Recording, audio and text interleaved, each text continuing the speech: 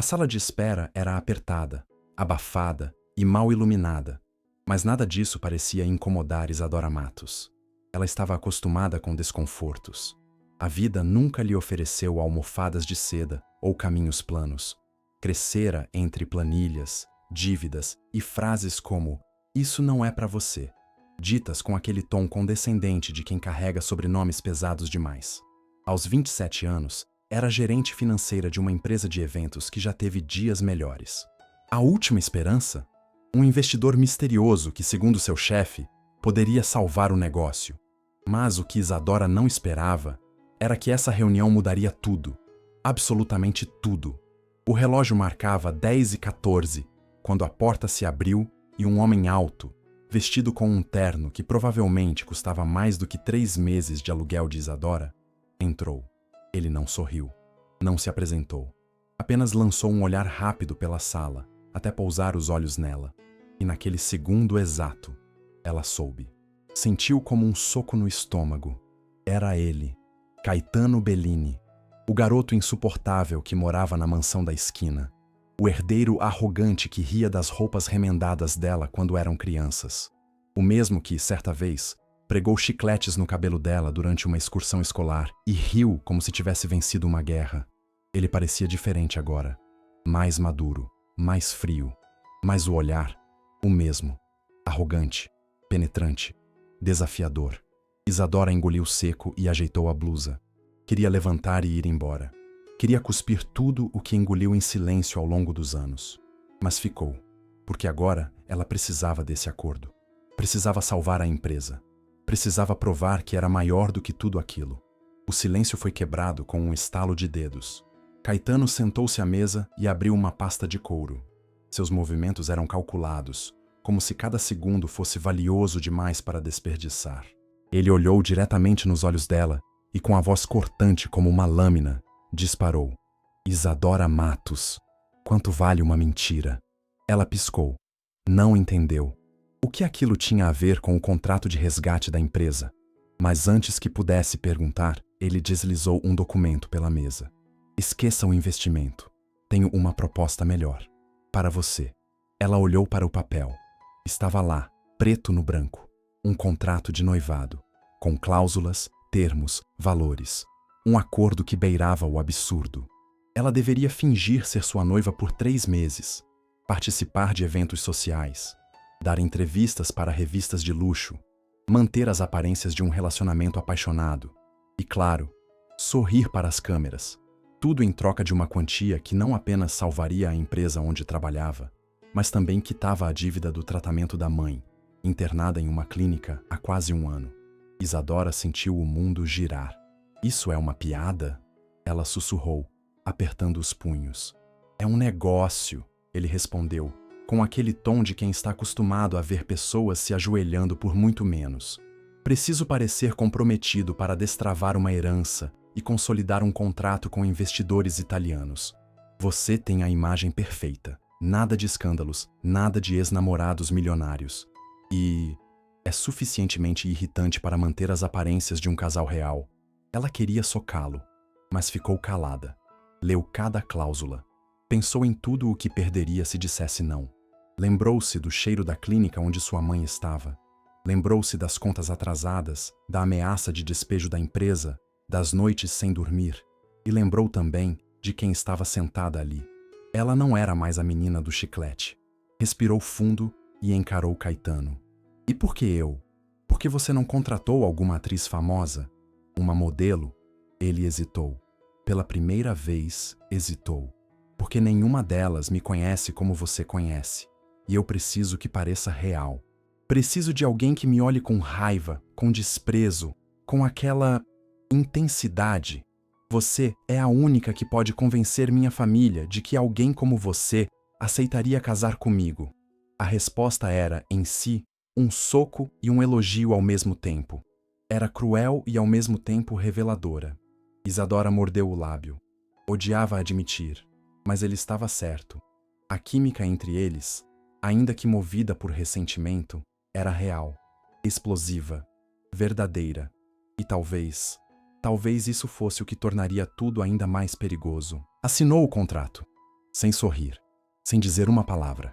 Apenas olhou para ele e disse: 3 meses. E depois desaparecemos da vida um do outro. Caetano sorriu pela primeira vez. Até lá, amor. Vamos convencer o mundo de que fomos feitos um para o outro. O relógio marcava 10h47. Quando Isadora saiu daquela sala, o mundo já não era o mesmo. Antes de Isadora aceitar aquele contrato amaldiçoado, antes de Caetano propor o mais impensável dos acordos, havia algo muito mais antigo entre eles. Um passado em carne viva, feito de pequenas feridas mal cicatrizadas. Uma infância marcada por muros invisíveis, cercas de classe social, olhares atravessados e silêncios gritantes. Porque o ódio que sentiam um pelo outro não nasceu do nada. Ele foi cultivado, regado com orgulho, alimentado por décadas de distância emocional e social. E como toda guerra, teve suas origens em eventos aparentemente pequenos, mas profundamente significativos. Isadora era filha de Marli Matos, costureira da zona sul da cidade, mulher de unhas curtas, mãos calejadas e coração tão generoso que doava comida antes de comer. Criada sozinha, Isadora aprendeu cedo a diferenciar os tons de não que a vida oferecia. O não da pobreza, o não do preconceito, o não dos privilégios que não eram seus. Aos 9 anos, ganhara uma bolsa de estudos para o Colégio Saint-Pierre, um reduto da elite local. E foi lá que conheceu Caetano Bellini.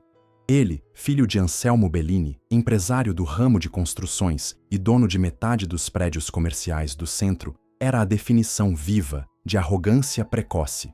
Sempre de tênis importados, lancheira térmica com frutas exóticas e aquela postura de quem já sabe que o mundo lhe pertence. Mas o pior não era a superioridade. Era o sarcasmo, o prazer que ele sentia em diminuir os outros. E com Isadora, isso era ainda mais evidente. A primeira humilhação foi pública. Na 4ª série, durante uma apresentação de talentos, Isadora cantou uma música antiga que aprendera com a mãe. Estava nervosa, desafinou. Quando terminou, o silêncio da plateia foi cortado por uma gargalhada estrondosa vinda da primeira fileira. Era Caetano.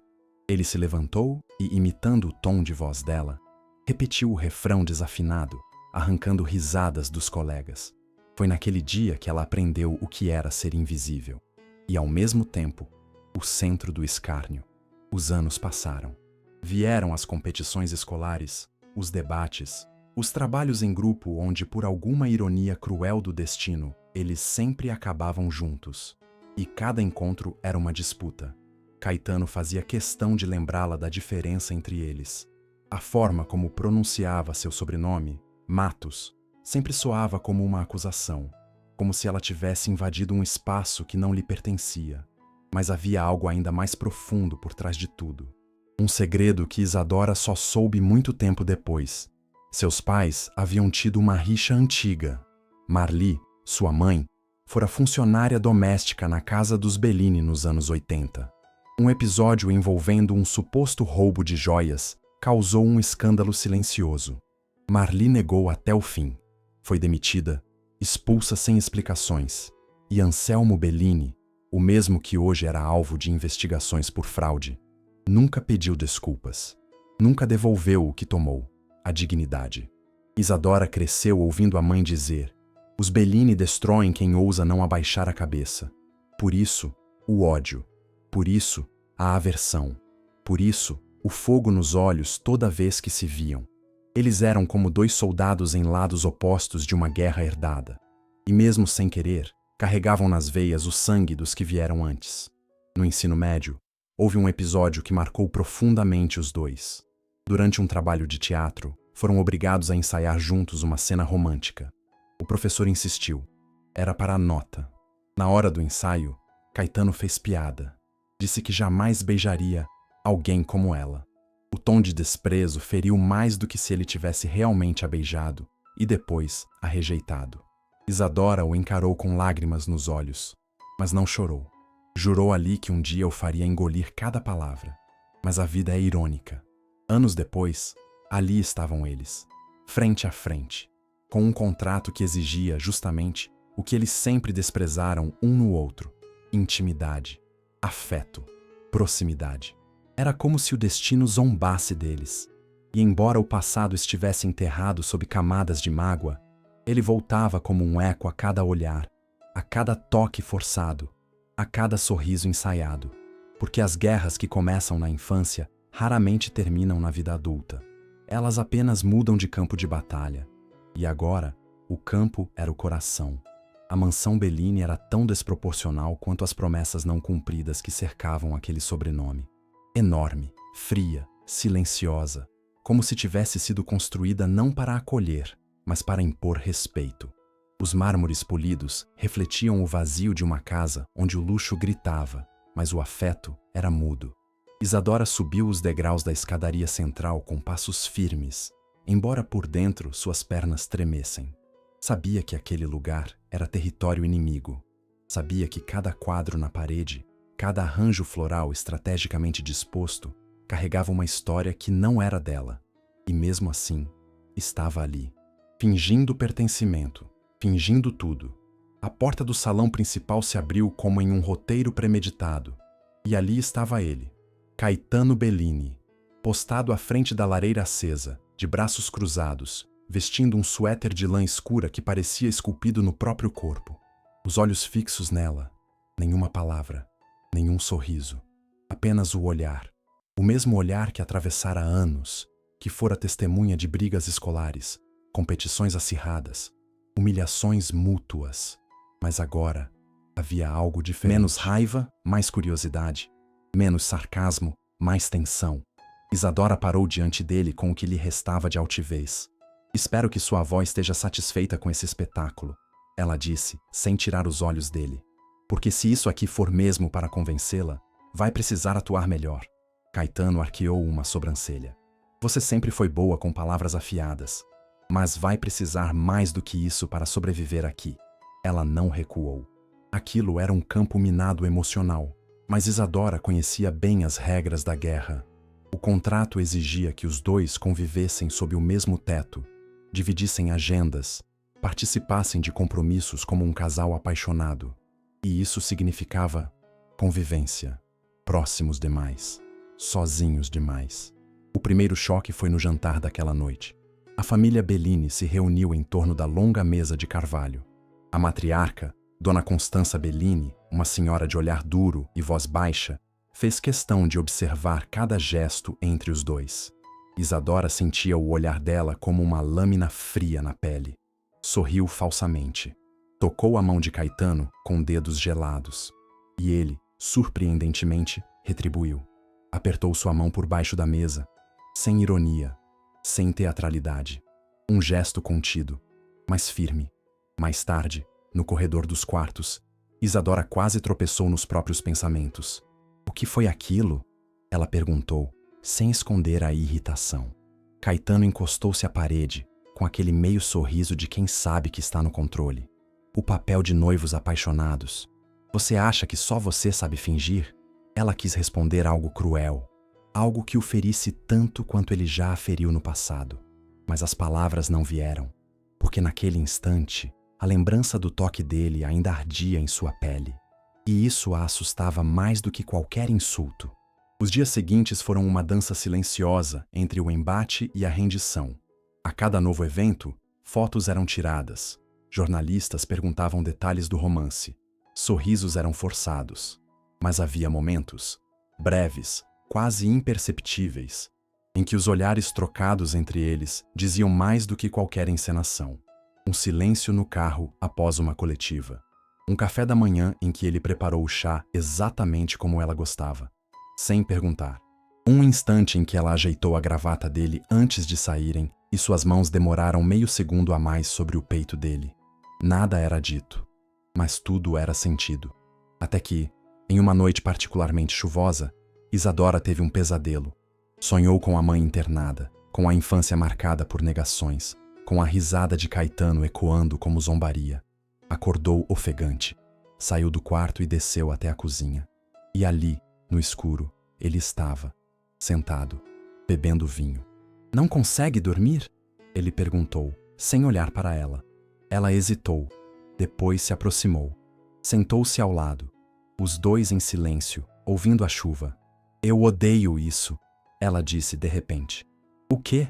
Essa sensação de que estou vendendo quem sou para pagar o preço da sobrevivência. Caetano virou o rosto lentamente e olhou dentro dos olhos dela. Não com arrogância, não com deboche, mas com algo que ela nunca tinha visto nele antes. Compreensão. Eu também odeio, ele sussurrou. Mais do que você imagina. A confissão pairou no ar como um espectro. Pela primeira vez, estavam despidos das máscaras. Dois seres humanos machucados, fingindo papéis que nunca quiseram interpretar. E foi nesse momento, sem toques, sem beijos, sem juras, que algo começou a se romper. O muro que os separava tremeu. Uma rachadura. Um aviso. Não era amor. Ainda não. Mas já não era só ódio. A mansão agora parecia menor. Não por ter encolhido em metros, mas por estar cheia de silêncios compartilhados, gestos contidos, palavras não ditas que ecoavam pelos corredores como sussurros de algo que ninguém ousava nomear. A convivência forçada entre Isadora e Caetano transformava cada instante em um campo de tensão elétrica, onde até o simples ato de cruzar com o outro na escada parecia um duelo entre o que era encenação e o que começava a florescer no fundo do peito. O contrato era claro. Eles precisavam convencer a imprensa, os investidores e principalmente a matriarca Bellini de que estavam apaixonados. Deveriam morar juntos, compartilhar momentos em público, interagir com naturalidade. Mas o que ninguém avisou, e o que nenhum dos dois previu, era que, aos poucos, fingir afeto começaria a doer mais do que admitir sentimentos reais. Logo na primeira semana, uma sessão de fotos para uma revista de sociedade se tornou uma provação. O fotógrafo os dirigia como se fossem um casal de verdade. Mais perto, Isadora. Segure a mão dele, Caetano. Olhem nos olhos um do outro, como se estivessem prestes a se beijar. E foi aí. Foi nesse momento que o mundo pareceu desacelerar. O olhar de Isadora encontrou o dele. E por um segundo, ela esqueceu da equipe à sua volta. Do contrato. Da farsa. Só via os olhos escuros de Caetano, que não zombavam, não mediam forças, mas perguntavam, silenciosamente, se ela também estava sentindo aquilo. O beijo não aconteceu, mas o fotógrafo juraria que sim, pelo calor que capturou nas imagens. E Isadora, quando se viu impressa nas páginas da revista com aquele olhar de quem ama, sentiu o estômago embrulhar. Não de nojo, de medo. A rotina seguia, e cada dia trazia um novo desafio emocional. Havia o café da manhã, onde ele aparecia sempre arrumado, impecável, e ela, mesmo tentando manter a pose, notava os olhos dele escorregando por suas feições ainda inchadas de sono. Havia os almoços tensos, em que trocavam farpas sobre política, livros ou filmes. Mas por baixo dos argumentos, existia um desejo pulsante de provocar apenas para ver a reação do outro. Certa vez, ela entrou no escritório dele à noite, para pedir que assinasse uns papéis ligados ao negócio do noivado. Ele estava sem paletó, mangas dobradas, colarinho aberto, e por um instante Isadora hesitou. Não por vergonha, mas porque havia algo profundamente íntimo naquele cenário. Um homem poderoso, mas cansado. Um inimigo que pela primeira vez parecia vulnerável. Caetano assinou os papéis e a olhou. Você sabia que minha mãe odiava a forma como meu pai tratava as pessoas? Ele disse, do nada. E que prometeu que eu não me tornaria como ele. Ela o encarou, surpresa pela abertura repentina. Pela primeira vez, Caetano falava do passado sem armadura. E o que aconteceu? Ela perguntou, quase sem voz. A promessa que ela fez não sobreviveu ao silêncio dele. Aquela frase ficou martelando na mente de Isadora por dias. Começou a vê-lo de outro jeito. Começou a perceber que por trás do homem sarcástico e controlador, havia um garoto que aprendera cedo a se defender com arrogância, e esse pensamento a perturbava mais do que deveria. Num sábado, foram convidados para o casamento da filha de um dos sócios da Bellini Construtora.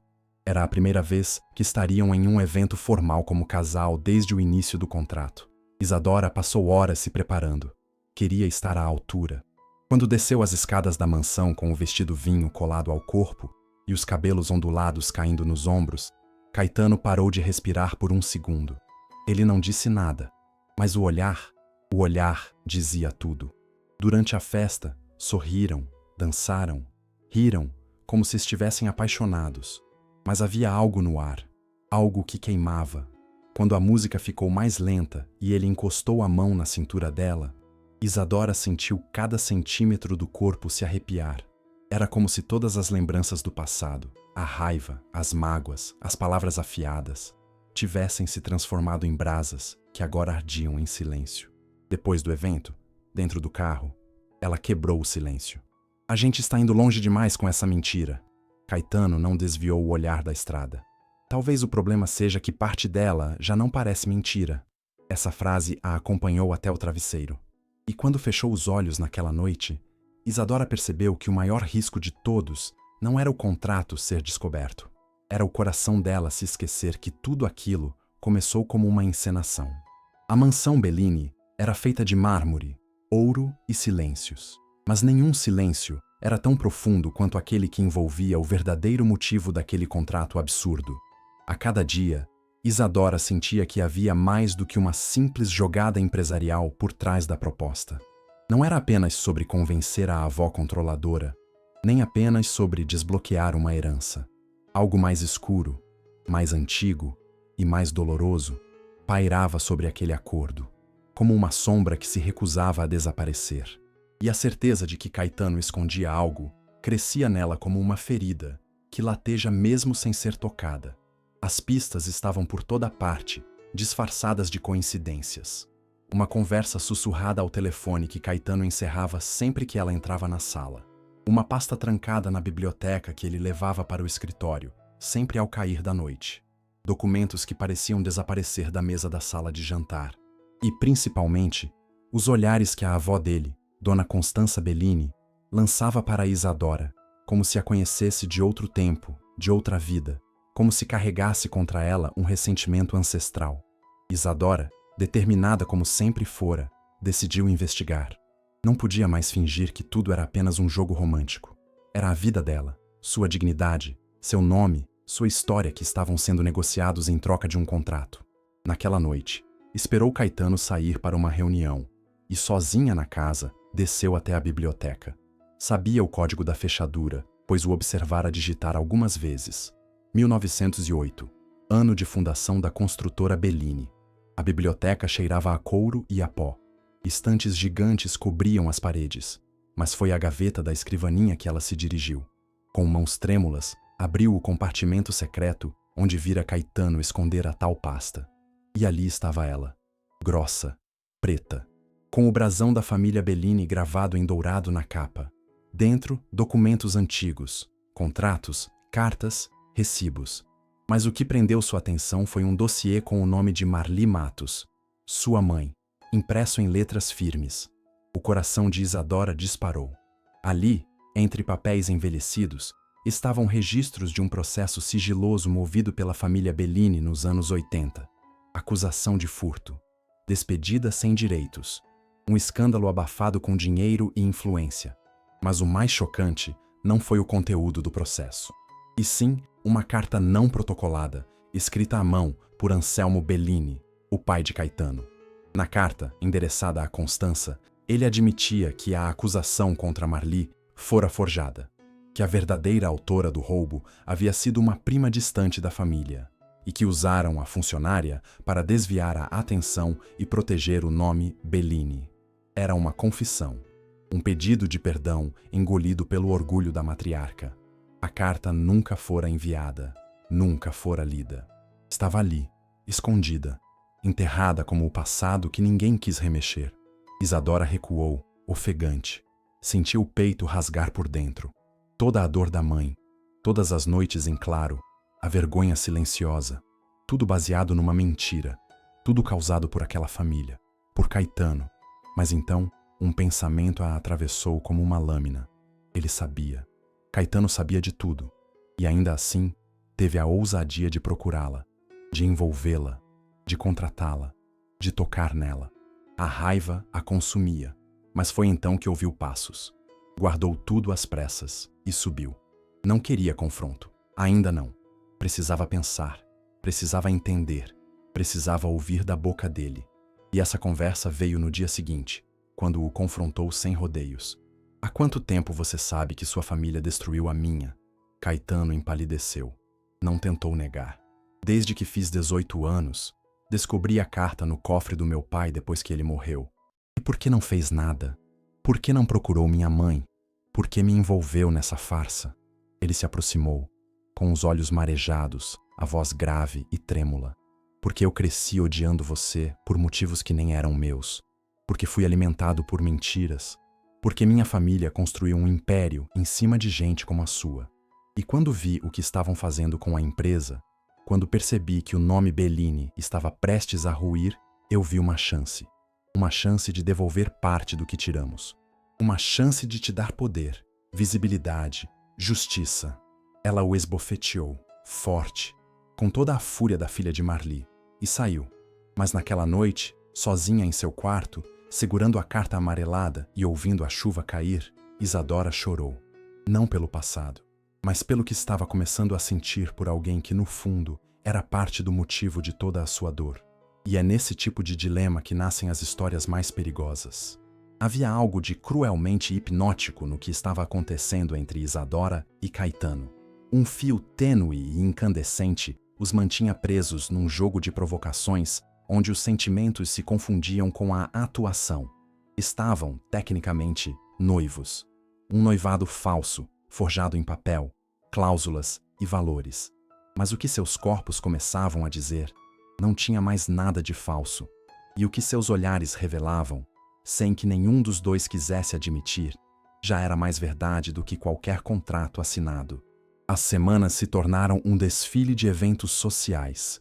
Jantares de gala, vernissagens, encontros beneficentes. Em cada um deles, Isadora aparecia deslumbrante, impecável, como a noiva perfeita de um herdeiro da elite. Caetano, por sua vez, fazia questão de acompanhá-la com a mão firme na cintura, o sorriso alinhado com o dela, o olhar possessivo camuflado sob o disfarce do cavalheirismo. Mas por trás de cada gesto cuidadosamente ensaiado, a tensão crescia. Até o momento em que não conseguiram mais disfarçar. Foi em uma dessas festas, no alto de um prédio luxuoso no centro da cidade, que tudo começou a se desequilibrar. Isadora estava linda, com um vestido azul profundo que abraçava cada curva, os cabelos presos num coque solto que deixava à mostra o pescoço delicado. Ela sorria, dançava, conversava com leveza. E Caetano, de longe, observava. Até que surgiu alguém. Um antigo colega de faculdade dela, Bernardo, agora sócio de uma empresa de tecnologia e convidado especial do evento. Jovem, carismático e perigosamente interessado. Caetano não gostou do jeito como ele tocou o braço de Isadora ao cumprimentá-la, nem do riso fácil dela diante de qualquer comentário espirituoso, nem do tempo que passaram conversando, e muito menos da maneira como os olhos dela brilhavam, como se tivesse se esquecido por alguns instantes de que era, mesmo que falsamente, noiva de um Bellini. Ele se aproximou sem pedir licença, passou o braço pela cintura dela com mais firmeza do que o necessário, sorriu educadamente para Bernardo, mas os olhos gritavam possessividade. Amor, está tudo bem? Disse ele, com a voz carregada de uma doçura que feria. Isadora entendeu o jogo. Sorriu de volta, tentando manter o controle. Claro, estávamos apenas conversando sobre uma antiga matéria da faculdade. Bernardo era um gênio em lógica matemática. Caetano estreitou os olhos, e então, num ato tão inesperado quanto calculado, virou o rosto para ela e a beijou. Não um beijo teatral, não um beijo de encenação para os convidados, mas um beijo de verdade, quente, urgente, contraditório. Um beijo que desorganizou os pensamentos dela, que arrancou o chão dos pés, que dissolveu as barreiras criadas em anos de mágoa. Foi um beijo que começou com raiva, mas terminou em silêncio, porque quando ele se afastou, não havia mais nada a ser dito. Havia sim algo no ar, algo que queimava. Ela não o empurrou, não o repreendeu, apenas saiu andando sem olhar para trás. Horas depois, de volta à mansão, o confronto era inevitável. Ela invadiu o escritório dele, ainda em traje de gala, os cabelos agora soltos e o coração em chamas. Você acha que pode me beijar como quiser? Que isso faz parte do contrato? Caetano levantou-se devagar, os olhos intensos nela. Não, não faz parte. E é exatamente isso que me assusta. Isadora engoliu seco. A confissão o tornava mais perigoso do que nunca. Então por que fez isso? Porque quando vi aquele cara te tocando, sorrindo pra você como se tivesse algum direito, eu percebi que te ver com outro me destrói de um jeito que eu não consigo mais fingir que não importa. Ela ficou em silêncio. Queria odiá-lo. Queria cuspir todas as palavras que preparara. Mas em vez disso, aproximou-se. Ficou frente a frente com ele. Sentia o cheiro amadeirado do perfume, o calor do corpo dele invadindo o espaço entre os dois. Isso aqui, ela sussurrou. É uma mentira, lembra? Então por que você está tremendo? Ela recuou, virou-se e saiu. Porque a verdade era que ele estava certo. O beijo ainda ardia nos lábios. E o pior era saber que, se acontecesse de novo, ela não resistiria. Daquele dia em diante, a linha entre o que era atuação e o que era real se esfarelou. Começaram a se tocar com mais naturalidade, a se olhar com mais demora, a conversar em tons mais baixos, mais íntimos. E cada deslize parecia proposital, como se ambos estivessem se testando, esperando que o outro cruzasse o limite primeiro. Mas o que nenhum deles imaginava era que o coração não respeita contratos e que muitas vezes o amor começa onde a mentira termina. Era para ser a celebração do amor. Pelo menos, era assim que estava descrito no convite dourado com letras cursivas que circulava entre os figurões da alta sociedade. Caetano Bellini e Isadora Matos convidam para uma noite inesquecível, em celebração ao noivado. Uma farsa com flores importadas, champanhe francês e trilha sonora ao vivo. Um espetáculo meticulosamente encenado, orquestrado por assessores de imagem, cerimonialistas e aparências. Mas no centro daquele palco estava um casal em ebulição, fingindo um amor que já não sabiam mais se era de mentira, ou se a verdade doía demais para ser admitida.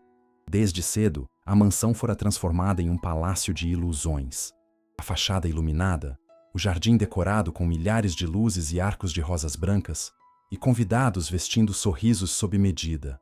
Isadora estava deslumbrante, com um vestido longo de cetim pérola, costas nuas, maquiagem impecável, mas por dentro sentia-se exausta, como se estivesse vestindo, além do traje, todas as versões de si mesma que não sabia mais distinguir. A mulher que precisava do dinheiro, a filha em busca de justiça, a garota ferida que ainda odiava e amava o mesmo homem. Caetano, por outro lado, parecia ainda mais impenetrável. Circulava entre os convidados com a naturalidade de quem foi treinado desde pequeno para brilhar em salões como aquele. Mas quando os olhos dele encontravam os de Isadora, havia um resquício de vulnerabilidade, um pedido mudo, como se dissesse, me vê além do que finjo ser. O auge da noite seria o brinde e o discurso do casal. Isadora ensaiara o texto com a assessoria. Sabia o que devia dizer. Mas quando pegou o microfone e encarou aquela multidão de rostos plásticos, algo dentro dela tremeu. Boa noite, começou, a voz firme demais para o que sentia. Estamos aqui hoje para celebrar o amor, ou algo próximo disso. As pessoas riram, descontraídas. Ela continuou. Quando conheci Caetano, jamais imaginei que algum dia dividiria uma festa com ele, muito menos uma vida. O olhar dele, fixo nela, parecia pedir que parasse, mas ela não parou. Às vezes, o destino nos coloca em situações que parecem absurdas, e mesmo assim, a gente vai. A gente finge, representa, interpreta, porque precisa, porque não tem escolha, porque existe algo maior em jogo. O salão mergulhou num silêncio constrangedor. Os sorrisos congelaram, e então ela completou. Mas, às vezes, entre um gesto falso e outro, alguma coisa verdadeira escapa. Um olhar, um toque, um pensamento que se recusa a seguir o roteiro. E quando isso acontece, a mentira deixa de ser confortável e começa a doer. Caetano abaixou a cabeça. Ela o viu fechar os olhos e então, com um sorriso melancólico, ela ergueu a taça. Ao improvável, ao incômodo, ao que não devia acontecer, mas aconteceu. Um brinde tímido seguiu-se, poucas palmas, muitos olhares trocados, e quando ela desceu do palco, foi direto para o jardim, sem olhar para ninguém. Caetano a seguiu minutos depois. Ela estava sentada no banco de ferro, sozinha, olhando para a fonte iluminada. Você enlouqueceu? Ele disse com a voz mais baixa do que de costume. Talvez, ela respondeu. Ou talvez eu esteja só, cansada. Ele sentou-se ao lado dela. A distância entre os corpos era curta, mas emocionalmente estavam em planetas diferentes. Você quer desistir? Ele perguntou. Eu quero entender o que a gente está fazendo, porque cada vez que você me olha, eu esqueço que isso é mentira. E depois você some, se esconde, volta a ser o Bellini arrogante. E eu fico perdida entre te querer e te detestar. Ele demorou para responder. O som da fonte preenchia os espaços entre as palavras não ditas. Eu te olho assim, disse ele por fim, porque você me desmonta, porque com você eu não sei fingir, e isso me apavora. Isadora olhou nos olhos dele. Queria encontrar ali as respostas, mas tudo o que viu foi um homem em conflito, como ela. E então, antes que qualquer um dos dois pudesse continuar, a avó de Caetano surgiu. Preciso conversar com vocês. Agora. O tom dela não admitia recusa. E naquele instante, Isadora soube que a noite ainda estava longe de terminar, porque alguns segredos preferem festas para serem revelados. E no fundo, ela sentia. Algo grande estava prestes a acontecer. Algo que talvez mudasse tudo. O salão ainda vibrava com os ecos abafados da festa, mas na ala oeste da mansão Bellini, o clima era completamente outro. O silêncio pesado na sala da biblioteca era cortado apenas pelo som seco dos sapatos de Dona Constanza Bellini no mármore, enquanto ela caminhava diante de Isadora e Caetano, com a lentidão ameaçadora de quem está prestes a disparar uma bomba e sabe exatamente o tamanho da destruição que causará. Ela não precisava erguer a voz. Era o tipo de mulher que fazia o mundo parar com um simples olhar. Seu coque branco estava impecável. O colar de pérolas reluzia sob a luz dourada. E os olhos... os olhos. Olhos que enxergavam além da aparência. Olhos que decifravam fraudes antes mesmo que as palavras fossem ditas. Vocês acham que me enganam? Ela disse, finalmente, com uma calma que congelava o sangue. Acham que não percebo quando um amor é de verdade? Quando um noivado é construído em cima de mentiras? Caetano abriu a boca, mas Isadora o impediu com um leve movimento de cabeça. Ela sabia que aquele momento era dela. Precisava ser. Precisava enfrentar aquela mulher com a mesma força que aprendeu a cultivar desde criança. E se for mentira, qual é o problema? Isadora rebateu, sem hesitar. Todos aqui vivem de aparências, de contratos, de conveniências. Por que o nosso acordo seria diferente? Constança se aproximou, lenta, olhando-a como se estivesse diante de um inseto audacioso. Porque você não pertence a este mundo e nunca vai pertencer. A frase foi como um tapa, mas Isadora sorriu, um sorriso cortante, ferido e orgulhoso. A senhora está certa. Eu nunca quis pertencer a esse mundo podre. E mesmo assim, ele me puxou para dentro. Me obrigou a me vender por um contrato, por um nome, por uma chance de pagar o que a vida sempre me negou. Mas diferente da senhora, eu ainda sinto. Caetano então se colocou entre as duas. A tensão estava prestes a explodir. Mas foi nesse instante que Constanza Bellini disse o que nenhum dos dois esperava. Você não sabe, não é, minha querida? Acha que foi escolhida por acaso? Que esse noivado falso foi ideia do meu neto? O coração de Isadora acelerou. Como assim? Constança foi até a estante e puxou uma pasta antiga. Dentro, documentos, assinaturas, datas. E então, revelou. Este contrato foi ideia minha. Eu mandei Caetano procurar alguém fora do nosso círculo. Alguém como você. Alguém que ele fosse forçado a conviver. Alguém que o fizesse encarar o nome Bellini com repulsa. Eu quis você, porque sabia quem você era. O chão sumiu sob os pés de Isadora. As palavras da velha senhora ecoavam como granadas. A senhora me escolheu porque sabia do passado entre minha mãe e sua família? Ela perguntou, com a voz falhando. Porque sabia que só o sangue da sua mãe poderia confrontar o veneno do meu marido. Quis espiar uma culpa. Usar você como prova de que ainda havia alguma redenção possível para essa linhagem maldita. Mas me enganei. Caetano estava em choque. Não sabia disso. Não sabia que sua avó havia planejado tudo. E agora, mais do que nunca, sentia-se uma marionete. Você me usou, Isadora sussurrou. Todos me usaram. Ela saiu da sala sem esperar resposta. As lágrimas caíam antes mesmo de cruzar o corredor. Subiu as escadas correndo, tirou os brincos com raiva. Arrancou o vestido como se ele queimasse sua pele. Em minutos, estava com a mala pronta. Desceu em silêncio, atravessou a festa onde ainda havia risos e músicas e saiu pela porta da frente sem olhar para trás. Caetano tentou impedi-la. Chamou seu nome. Correu atrás, mas ela não parou. Acabou, Caetano. Acabou o teatro. Acabou a farsa. Acabou a Isadora que aceitava calada. Ele ficou parado sob a luz fraca da entrada da mansão. E naquele instante, soube. Havia perdido mais do que uma mulher. Tinha perdido a única chance de ser alguém melhor do que o nome que carregava. A ausência de Isadora não era apenas a falta de sua presença física na mansão.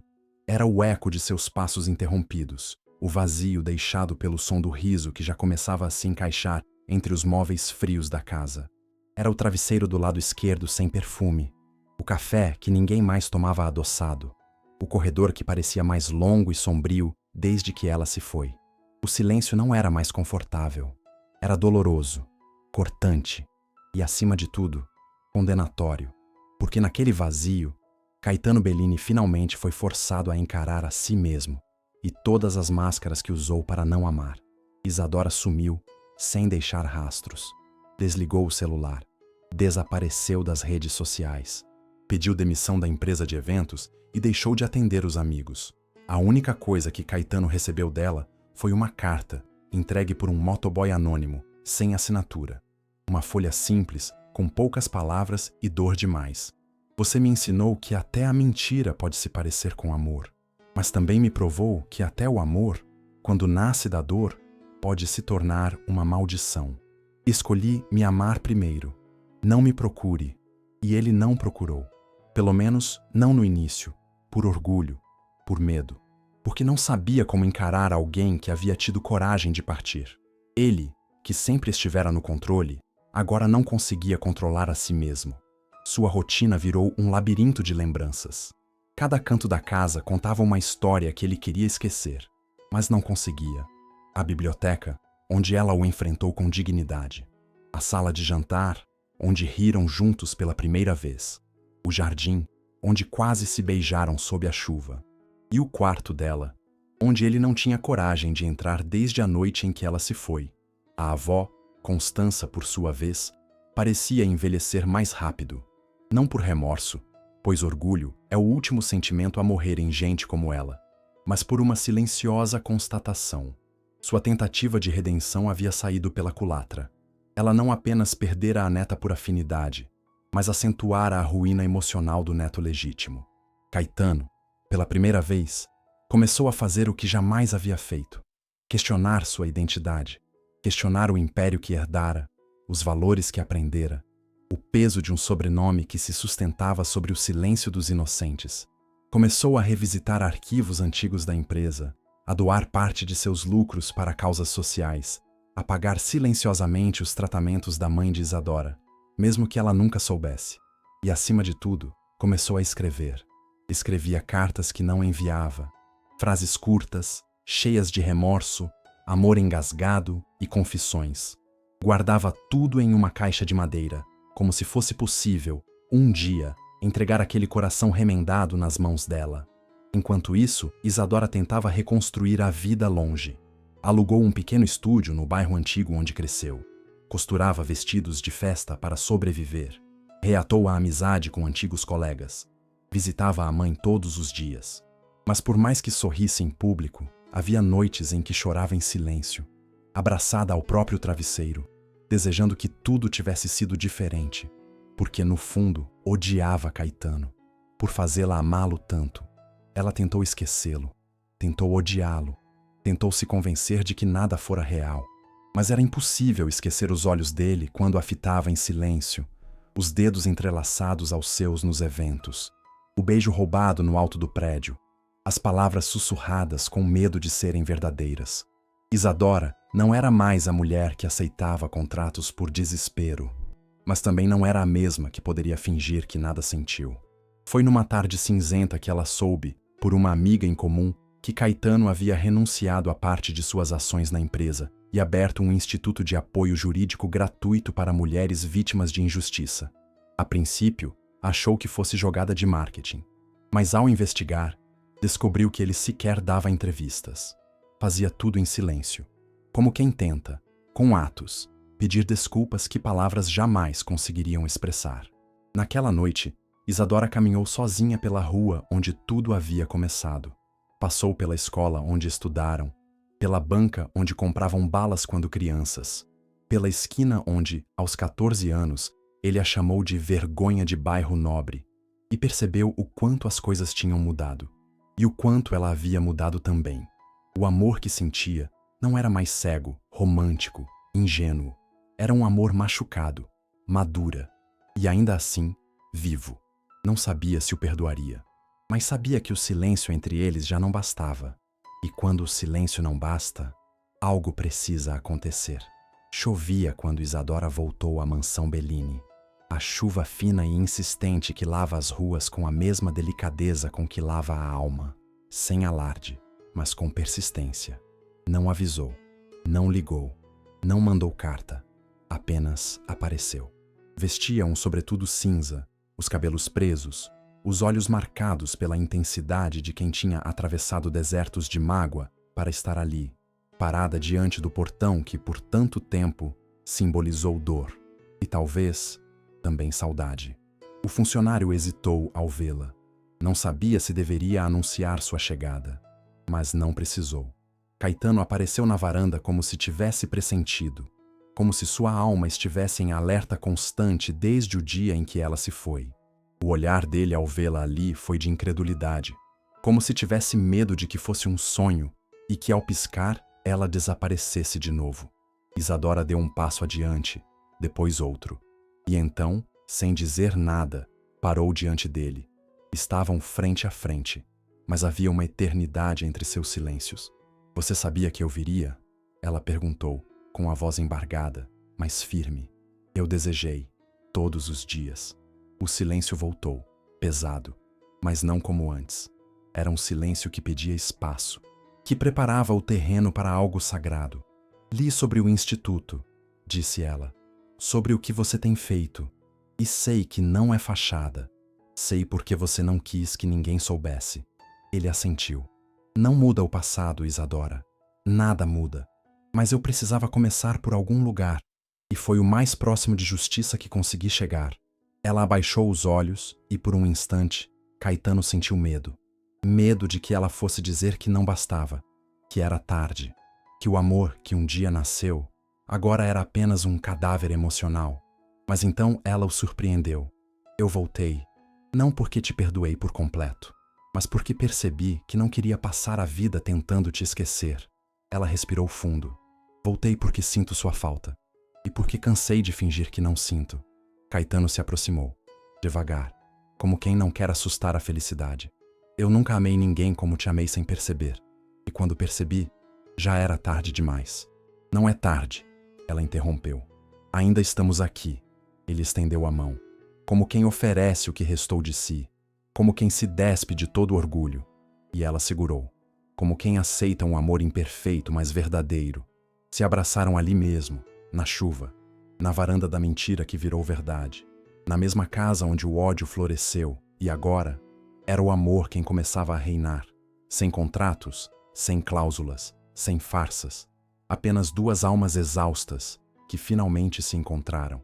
O beijo veio como uma promessa, lento, cheio de dor e desejo, um beijo que selava não um conto de fadas, mas uma história de cicatrizes aceitas, de verdades enfrentadas, de recomeços possíveis. Naquela noite, dormiram juntos, não por obrigação de papéis, mas por vontade, pela paz de dividir o mesmo lençol sabendo que, ali, não havia mais mentira. O amor, enfim, venceu o orgulho. E quando isso acontece, nada mais importa. As semanas que se seguiram após o reencontro de Isadora e Caetano não foram fáceis. O amor havia resistido, sim, mas estava coberto de cinzas, e reerguê-lo exigia algo mais do que gestos apaixonados ou noites calorosas. Exigia coragem, vulnerabilidade, recomeço e, acima de tudo, verdade, porque agora não havia mais cláusulas a cumprir, nem datas de validade. O que restava era apenas o que eles poderiam e queriam construir juntos, do zero. Caetano foi o primeiro a propor. Não um contrato, não uma aliança, mas um pacto simbólico. Em uma manhã de domingo, convidou Isadora para um passeio longe da cidade.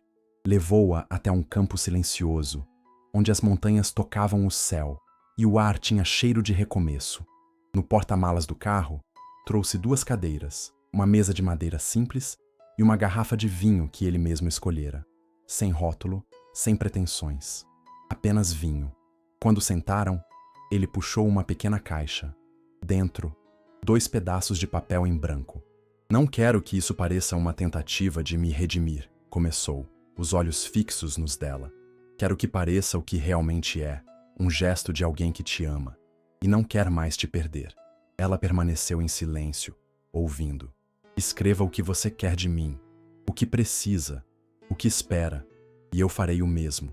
E depois, trocaremos. E se ainda quisermos continuar depois de lermos, então vamos começar de verdade. Isadora hesitou, mas pegou a caneta. Escreveu com calma, com o coração. Palavras que ela não sabia que ainda existiam dentro de si. Quando terminaram, trocaram os papéis. Caetano leu a dela com os olhos marejados. Ela leu a dele com as mãos trêmulas. E ali, sob aquele céu limpo, fizeram um novo pacto. Nada de promessas grandiosas. Nada de para sempre fantasioso. Apenas o compromisso de serem sinceros, de falarem quando doesse, de ouvirem quando o outro precisasse, de não fugirem mais daquilo que sentem. Voltaram para a cidade com o coração mais leve. Isadora decidiu retomar sua carreira por vontade própria, não mais por necessidade. Voltou a costurar, mas agora com um ateliê próprio, bancado por ela, e não com o dinheiro de Caetano, como deixou claro. Ele entendeu, respeitou, incentivou. Caetano, por sua vez, continuou à frente do instituto, mas agora com uma participação ativa de Isadora, que passou a oferecer workshops e apoio para mulheres empreendedoras. O que antes era uma dívida silenciosa com o passado, virou uma missão conjunta, um projeto dos dois, uma semente de futuro. Mas o mais bonito estava nas coisas pequenas, no jeito como ele passava o café para ela do jeito que ela gostava, sem perguntar. No modo como ela deixava bilhetes dobrados nos bolsos do paletó dele antes das reuniões importantes. No silêncio confortável que preenchia os domingos preguiçosos no sofá, com os pés entrelaçados e o mundo lá fora, esquecendo-se deles por algumas horas. Os jornais, claro, tentaram entender o que havia acontecido. Por que o noivado fake havia sumido das colunas de fofoca? Por que não houve um casamento com pompa? Mas ninguém soube contar a verdadeira história. E nem precisava. O que existia entre eles não era mais manchete. Era alma, era pele, era parceria. E quando, meses depois, Caetano tirou do bolso uma caixinha de veludo e ajoelhou-se diante dela em uma praça discreta, sem fotógrafos ou convidados, Isadora sorriu. Vai me pedir em casamento de novo, Bellini? Não, ele respondeu. Vou te pedir em vida. Porque amor a gente não promete, a gente vive. E eu quero viver tudo com você. Ela segurou a mão dele. O sim foi mais do que uma palavra. Foi a renovação de um amor que passou pelo inferno e voltou ainda mais inteiro. O casamento aconteceu longe dos holofotes, sem colunas sociais, sem escândalos ou exageros. A cerimônia foi pequena, íntima e profundamente simbólica, como tudo que Isadora e Caetano haviam se tornado. Não era mais sobre provar nada a ninguém. Não era mais sobre contratos, nem sobre sobrenomes, nem sobre feridas herdadas.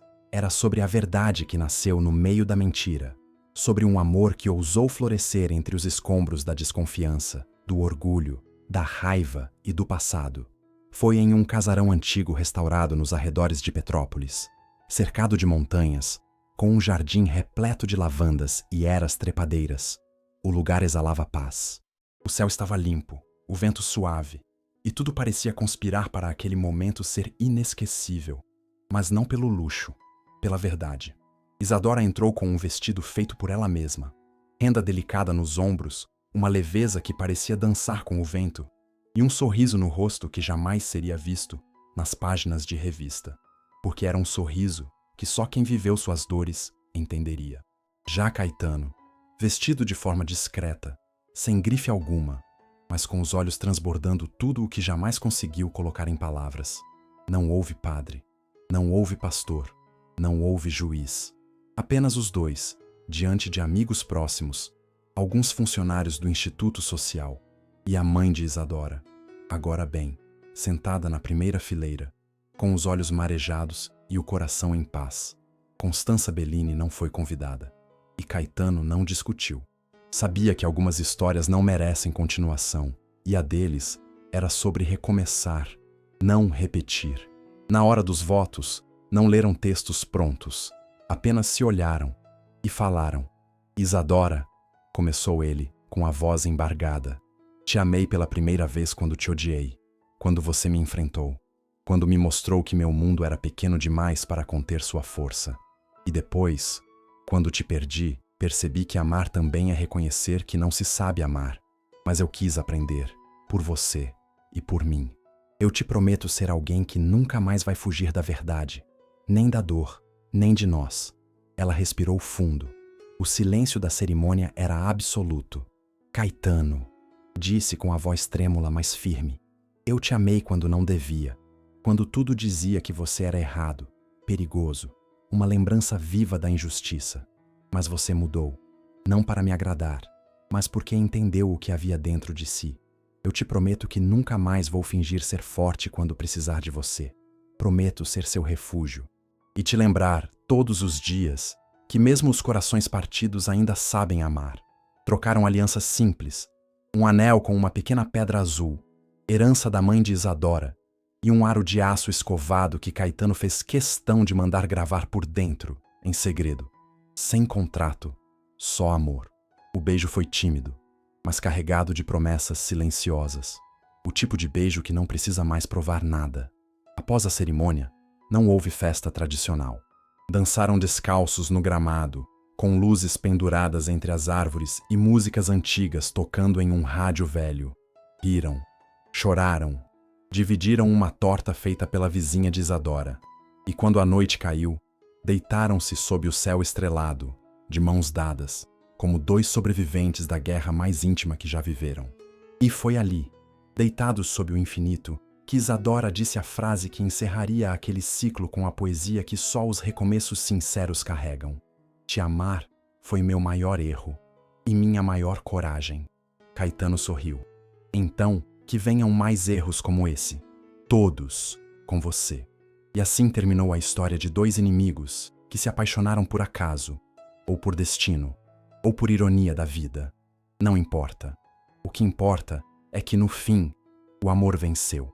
Não o amor idealizado, mas o amor real, imperfeito, resiliente, aquele que sobrevive a tudo, até mesmo a mentira que o gerou.